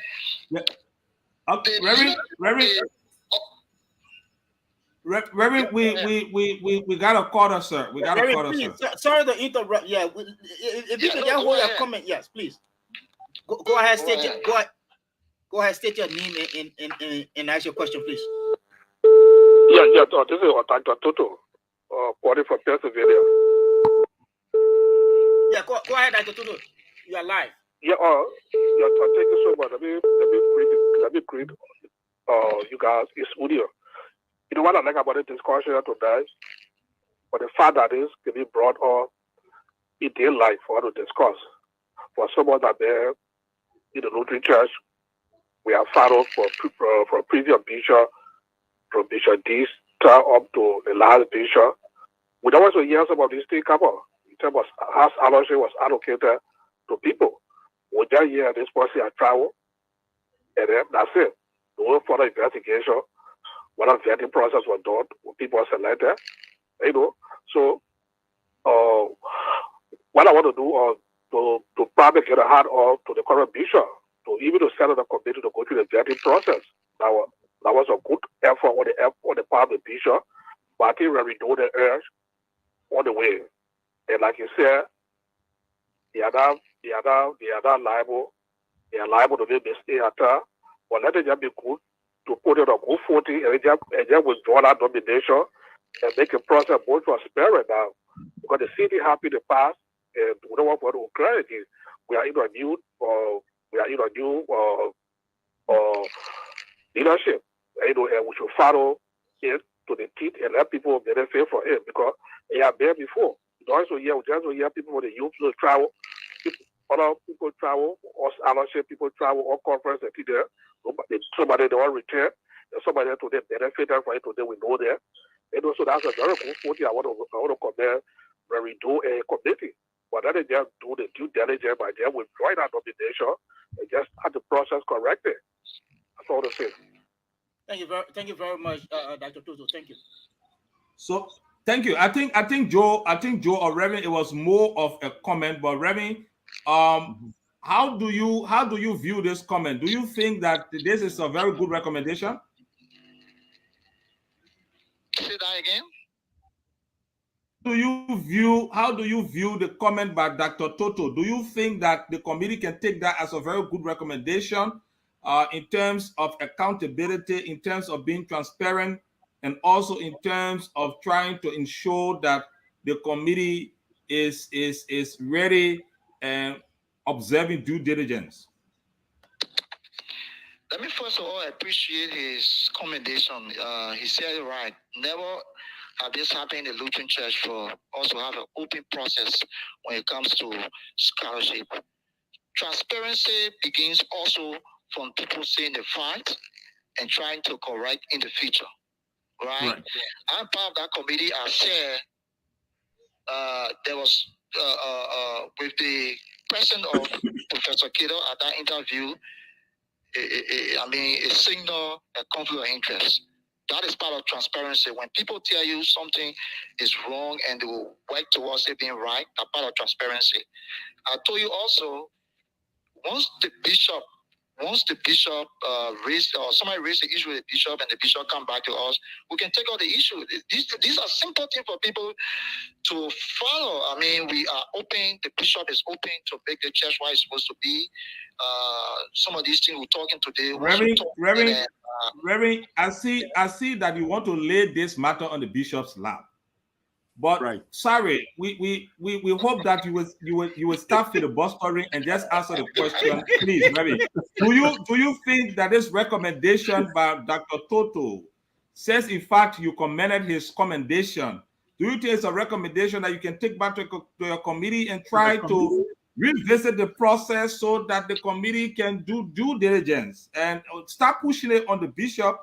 And can you please start filibustering, Reverend? When I mention the bishop is the one with the authority to do that. No, Reverend. Reverend, I disagree. Reverend, I disagree with you respectfully. Reverend, respectfully, Reverend, I disagree with you. The bishop is not the bishop. Here's my disagreement, Reverend. For you to request the withdrawal of the document to the committee, so that the committee can discuss and see reasons in withdrawing the nomination does not lie with the bishop. The bishop doesn't have to wait for protests before the bishop can send it back to you. Lutherans are making recommendations. They will not recommend that the committee should withdraw. Dr. Toto has recommended that the committee should withdraw. We are also asking you, don't you think or see it fit for the committee on the basis of Thomas Kedor being in our room? And if we want to be very specific, Reverend, I will ask you the question. What was Thomas Kedor doing in the room since he was not participating in the interview? Why was he in the room? Can you tell this body exactly what was Thomas Kedor doing? What was his role in the room since he was not participating in the interview? Can you go into the nitty-gritty, the details of what he was really doing since he was not asking questions? He was not taking notes. He was not. What was he doing in the room since he was not participating in the interview? Because this presents a real picture of conflict of interest. And that's why Lutherans are asking you, can you withdraw the nomination? I responded to that question. But you send it to the bishop. You send it to the bishop, and we said no, it should not be on the bishop's lap. Yeah, I responded to that question, and I said that it raises the question of conflict of interest. I said that already. All right. Yeah. So to tell you what all he was doing, it just to waste the time. But I told no, we have time. We can make time for that, Reverend. We can make time, Reverend. We have time. Don't worry about the time. We got a show. It's under you. You are tired or you don't have time. You let us know. But we have time. I'm saying I don't want to say over and over. Once somebody says something, something was wrong. What we want to know again, what the person was doing in the room. But then that makes me believe that he participated in the interview. Bottom line is that he participated in the interview. He was observing the process. But he actually participated, Reverend. I want to ask this question. Reverend. He participated in the interview. He did, definitely. So yeah, he did. Didn't the committee see this as an issue? Because I know very well that when you receive the documentation, and you stated it here, the document from LCL clearly stated the age range, the criteria, the person shouldn't be married, the person should be of youth age, the person should be a youth. Didn't the committee see this as an issue of concern to go back to the bishop and say, this other part of the scholarship is calling for youth. We don't have a youth representation on the committee. The committee didn't have any problem with that. Henceforth, I think we will go to the policy that creates this scholarship committee and see if there's no youth representation there. We can make that case. We can have the conversation around that. Right. So, thank you. my colleague Jerry. Yeah, Reverend Doe. That is a very good answer. I must admit, that is a very, very good answer. The policy will have to be reviewed, and if and only if the issue of youth, which I doubt is not a member of the vetting committee, then we have to look at that. But in lieu of us reviewing and looking at the policy, we are saying that these are protestable issues, and the young people in the church may want to come out to look. Let us just be clear before I conclude. Let us just be clear that this platform is not against our brother Thomas Kedos or his wife. Not his wife, rather, but his daughter. No, we are not. The only thing here is we just try to make sure that we put things in perspective, going beyond emotion, because this is emotional. If you may not know, Reverend, in some cycles, from our investigation, it is emotional in some cycles, and we are in a church, and this is a place we must be able to be transparent and crystal clear as glass. So this is a protestable issue, and it may come to the bishop, and the bishop may want to find out every details of the committee's process, and may also then want to, before taking decision. Now, this is the what if question. What if the bishop, having gone through your process and looking at and reviewing the protest, and also realizing that this scholarship was for youth and youth was not on the vetting committee, and ask you people to do it again? You understand that? Are you people going again to have Brother Kedor? Because I'm not going to say, will you reverse the process? No, because you have said it multiple times.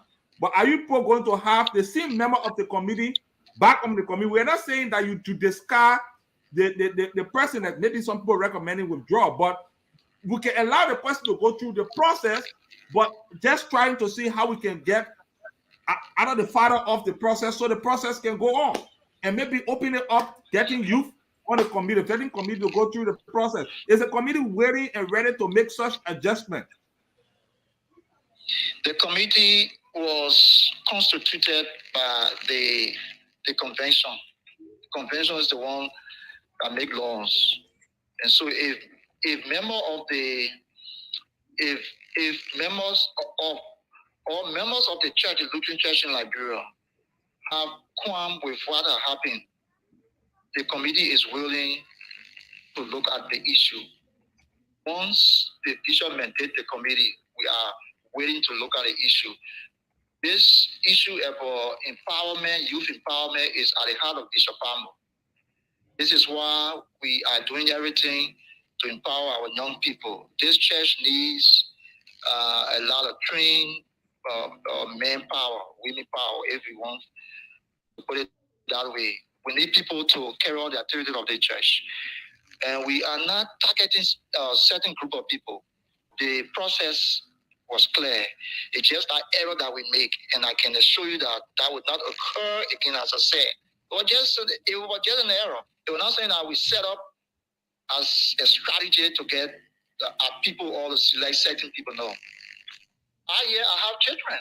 Why do you think I couldn't ask my children to apply or to influence like in the past? No, it's not what we're here for. We're here to make it different. And by the grace of God, with the help of every one of you, including Lutheran Connection, the issue that you're raising now, every one of us hearing it, that will not happen again because people are seeing it and people are talking. It's good for people to have conversation around these things. That's good. So I can assure you we are open to make that correction. Folks, you are tuned to my Lutheran Connections TV discussion. Today we are in the company of Reverend Eric Doe. He is the director of the Lutheran school system. Reverend Doe has just talked to us about some of the steps they've taken to improve the system. And one of the steps they've taken, which I commend them highly for, is making sure that each of the schools in the Lutheran school system has financial autonomy. They are responsible to raise their own funds and to manage their own funds, but for transparency, report to the Lutheran school system. That's a big step forward. And then supervision that they are doing, how effective it is, that's another part. We'll talk about that another time. But Reverend Doe has been answering questions about the scholarship system. We haven't talked about the local scholarship because we are consumed by this scholarship that was awarded to the daughter of the chair of the committee, which presents a complete conflict of interest, which Reverend Doe has alluded to, but he wouldn't accept that the committee will withdraw the nomination. However, that if the bishop sends back the nomination for them to review, or the recommendation for them to review, they will do so. So we want to thank Reverend Doe. He's going to make his closing statements, but here the team will make closing statements because we go almost 2 hours. We're going to be here for just 4 more minutes. But let me say this. We have a bombshell news for you. And here is it. There was a letter written sometimes in October by the Bishop Emeritus, Bishop Sianglo, and he mentioned my Lutheran connections in the letter significantly, and even underscore that we did not seek the truth, and in the things that were being mentioned in that letter by the former bishop. And we think that it is quite important for us to discuss the nitty-gritty of the bishop's letter. We will be discussing, particularly from the perspective of the involvement or the mention of my Lutheran connections in that communication. But we will not discuss that letter without the chair of the transitional committee, Brother Alexander Gago. So Brother Alexander Gago is going to be officially invited to my Lutheran connections to come here and tell us about unfinished businesses regarding the transitional process. We are going to lay out everything. And in the same token, we will be discussing in detail, line by line, the bishop's letter that he wrote Bishop Patmo. We now have a copy in our possession. Our correspondent on the ground was able to get hold of a copy, and we have it.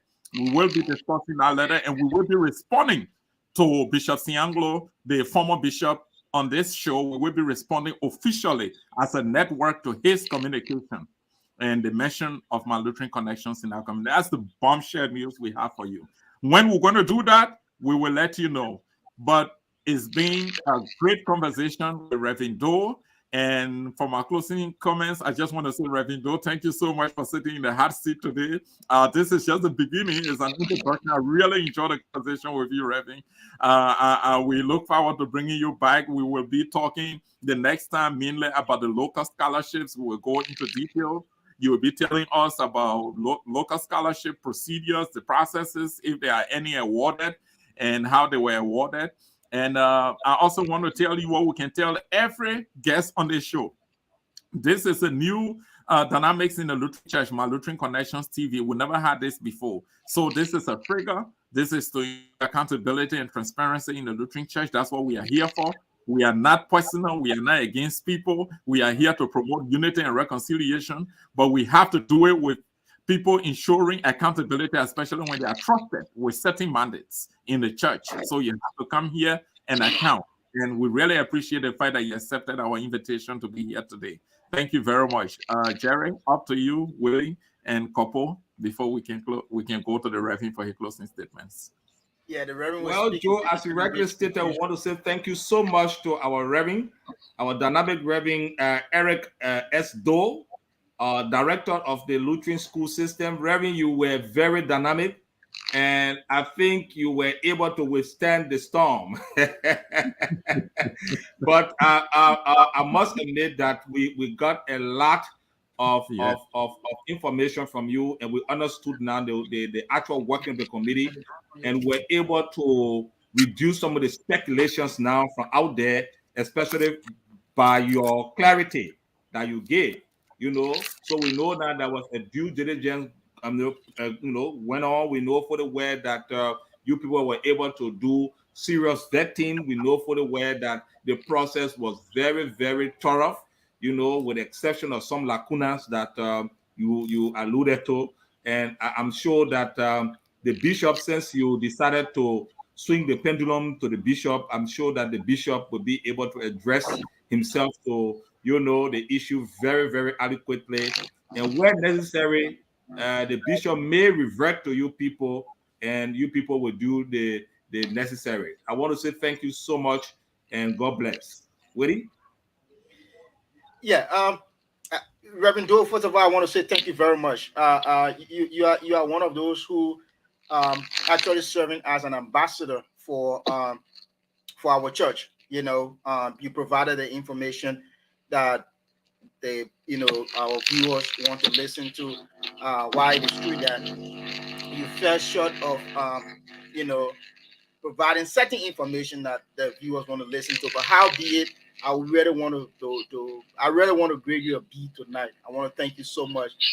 Yes, I really going to grade you a B tonight and say thank you so much. And like we discussed in the past, this is just the beginning of so many appearances. So we want to say thank you very, very much for being here with us tonight.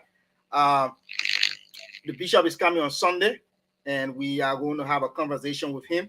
But I just want to wish you and your entire staff, your family, Merry Christmas and a Happy New Year.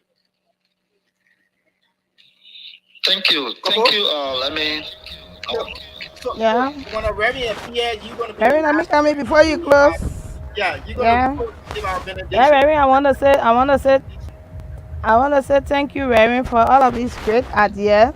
That you talk about quality education. Yes, we need quality education in LCL. You talk about laboratories and libraries. Yeah, it's very important. You can have a school or you can be running a school and you don't have these things for our students. So I just want to say thank you for the effort made so far. And when it comes to the scholarship, I want to appeal that at least it come from your end. In absence of convention, we have executive council. Our young people should be part of the vetting committee to know those who will be benefiting from the scholarship because our sacrificing enough when it comes to the district and the national level of NLYF. So please, Reverend, please make some effort in doing that. And I want to say thank you. May God strengthen you as we strengthen our school system. In Jesus' name. Amen. Thank you, Reverend. Okay, and so I want to say I appreciate you guys. Thank you for the work you are doing. And let me apologize for the technical hitches that we experienced during the onset of the show. I think I learned how to use the the phone line and my laptop to get into your studio. Okay. Yeah. Yes. There are so many things, much more to talk about when it comes to the school system. And so, like you said, we appear again, and we are waiting to appear. We have a bunch of things that we need to do to make the system very great. While we are providing quality education, we are also preparing for vocational education. We are doing a 2 years preparation. The third year, we want for all our schools from 9th grade. Our kids will start doing vocational education from 9th grade to 12th grade. Building construction, which will have plumbing, carpentry, and agriculture, all the kind of thing. Wants to start when the kids come to 9th grade. So there are a lot of things that we want to do. We need the fundings. We need money. If we have money, I can assure you again, 3 years time, the Lutheran school system will be the best. So let me say thank you. May the Lord be with you guys and keep you. And may the Lord make his face shine upon you and be gracious unto you. In the name of the Father, the Son, and the blessed Holy Spirit. Amen.